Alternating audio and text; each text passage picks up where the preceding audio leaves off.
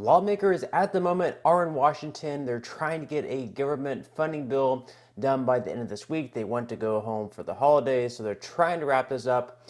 Right now, it looks like they're going to be spending around $1.7 trillion in total. And earlier on this morning, a bill was finally released for the Omnibus spending bill. It was something that I guess they had come to an agreement, not with the House Republicans, but it looks like a bill that is perhaps going to pass by a narrow margin in the Senate.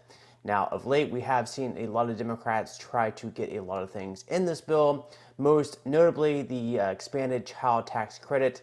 We saw that happen in 2021, where we had those monthly payments anywhere between $250 to $300 for American families who had children under the age of 18.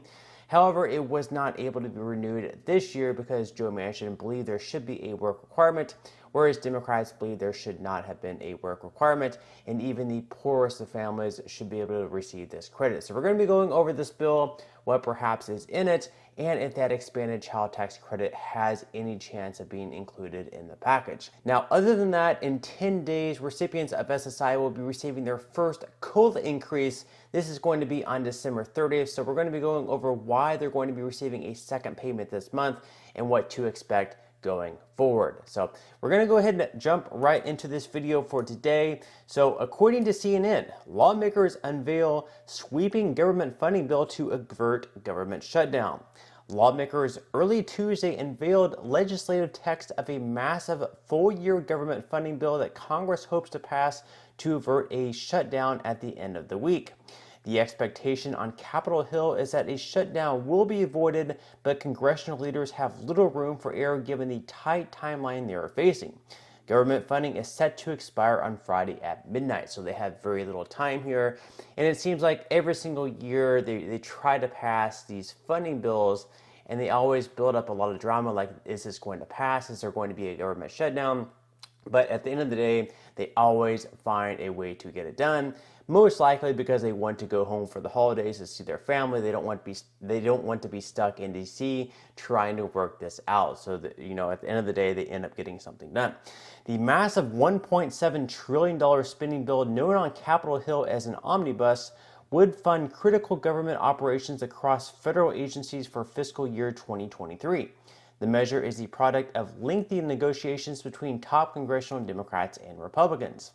The Senate and House Appropriations Committee released the text of the bill, which is more than 4,000 pages, early on Tuesday morning. So once again, this was something that was released earlier on today, and they're supposed to vote on this bill, say Thursday or Friday at latest.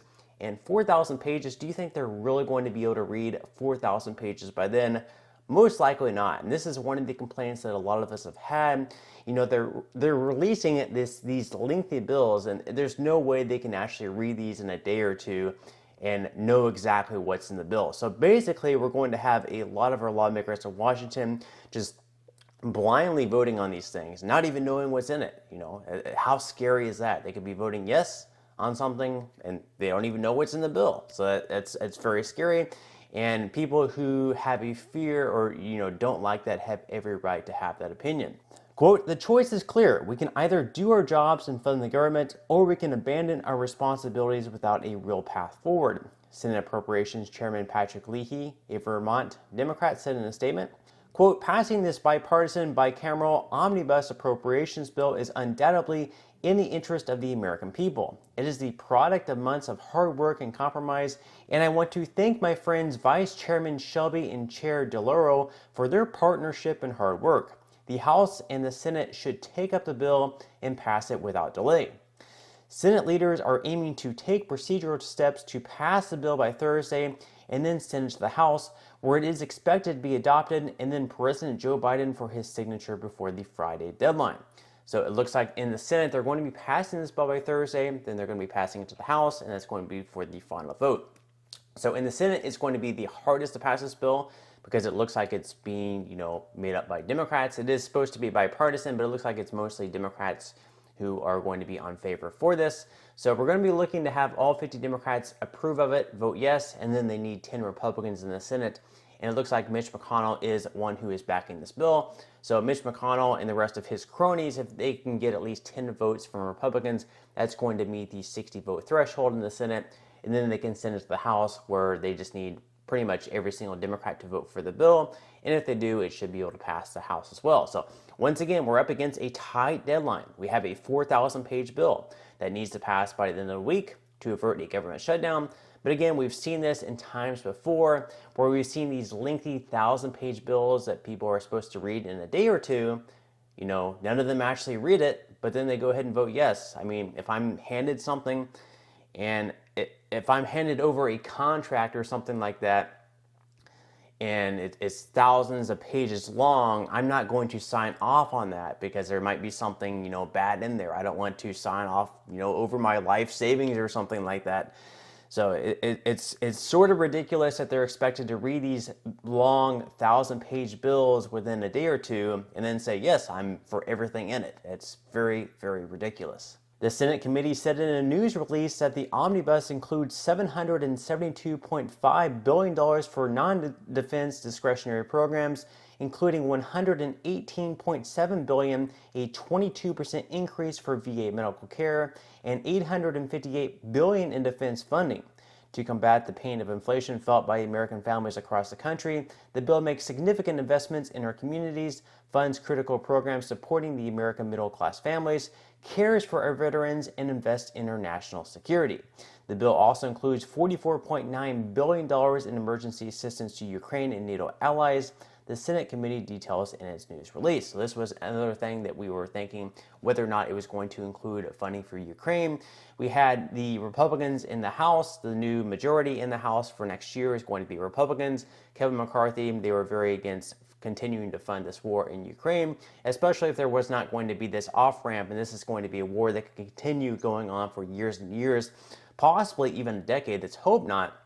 And if we're going to continue to fund these endless wars, I mean, there at least has to be this off-ramp where Ukraine and Russia agree to end the war. Maybe Ukraine gives up something, maybe Russia gives up something, but there has to be this off-ramp. So Republicans in the House were very against this funding, but it does not matter because Democrats in the House had the majority, and they just need to have that slim majority vote to pass this bill. So it looks like at the end of the day, there is going to be more funding for Ukraine in there. I know a lot of you guys are probably going to be upset with this because it's like we're funding these other countries, especially in wars, but then we're not helping our people here. So maybe we should have used this money for something else. Maybe it should have been, you know, like a targeted stimulus check rather than helping other countries.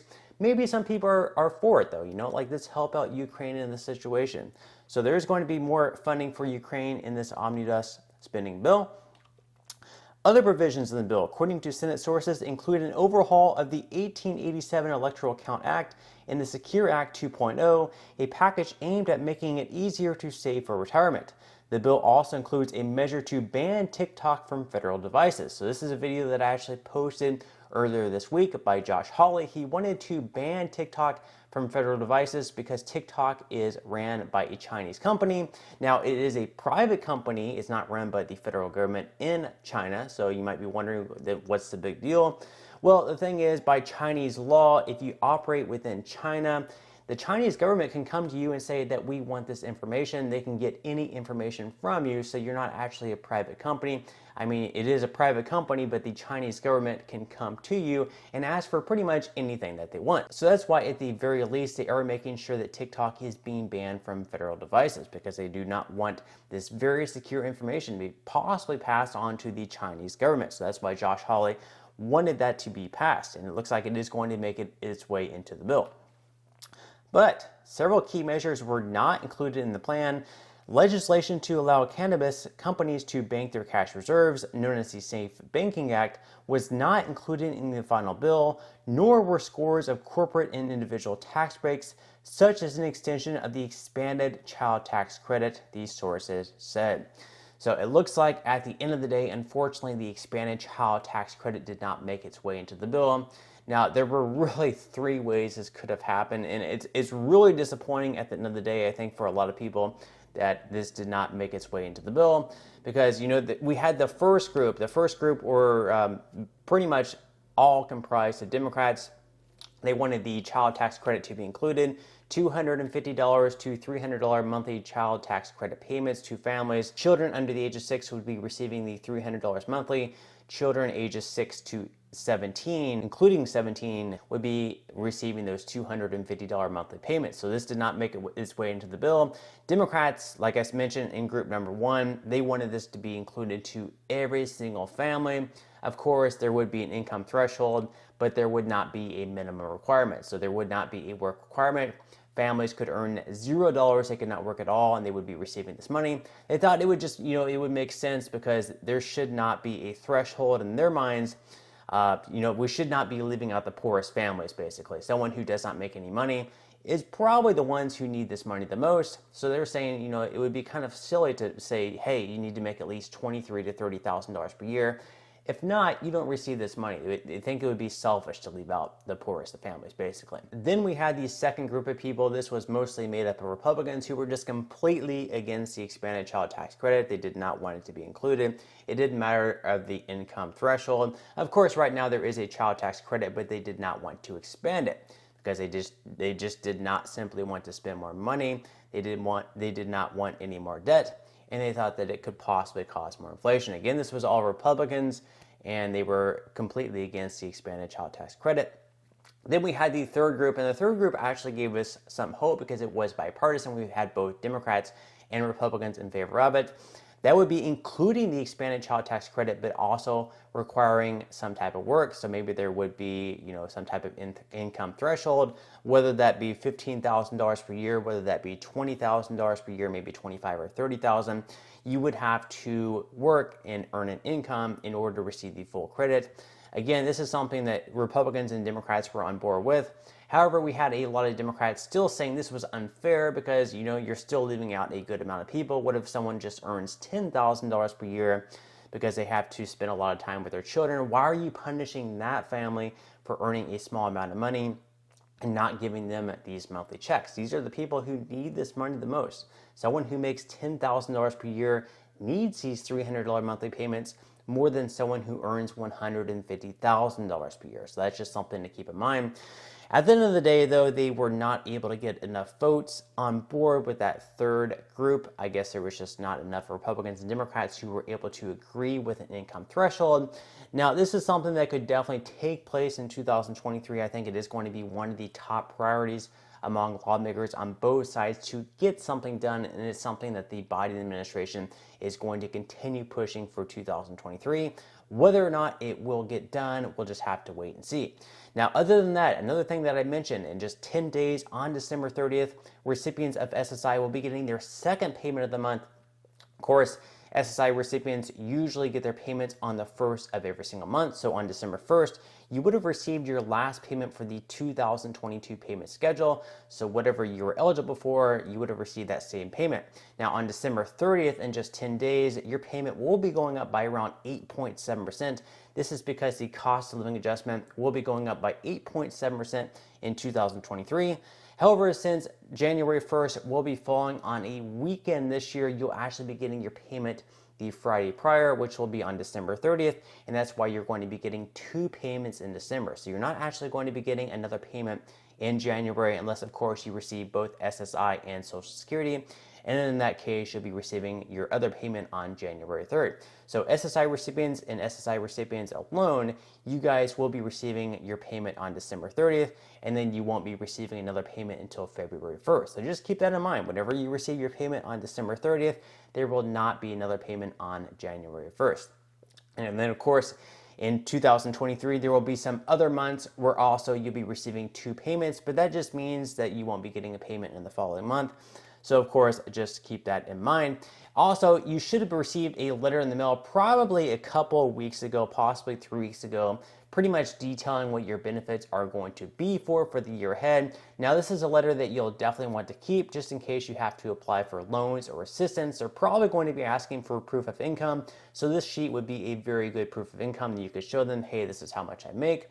Am I eligible for the loan or the grant? So this is something that you probably don't want to throw out. Now, there should also be a digital copy online as well through the Social Security portal. So if you don't have an account on the Social Security website, I would definitely recommend that you do so, just so you also have a digital copy of this letter. But regardless, I would go ahead and keep this letter. Don't throw it out. It's something that definitely is going to come in useful. If you're asked for your proof of income for pretty much anything, this sheet is going to tell people exactly how much you make. But that's all the information that I have for today's video. If you enjoyed the content in today's video and you would like to see more like it, I would greatly appreciate if you would give this video a like, subscribe to my channel, and also ring the notification bell. That way you will be the very first to be notified when I do release future videos. And until next time, I hope you have a wonderful rest of your day, and I'll see you in the next video.